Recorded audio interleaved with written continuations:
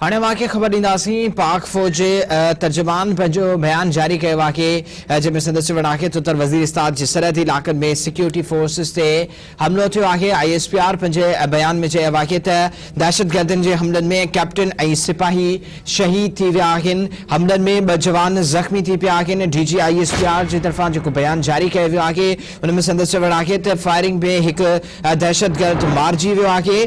Captain सबी ऐं सिपाही नवीद शहीद थी विया आहिनि। दहशतगर्दनि जे ठिकाणनि खे तबाह कयो वियो आहे। अफ़सोसनाक ख़बर हिकु भेरो ॿीहर अवां सां शेयर कंदासीं। उत्तर वज़ीरिस्तान जे सरहदी इलाक़े में सिक्योरिटी फोर्सिस ते हमलो थियो आहे।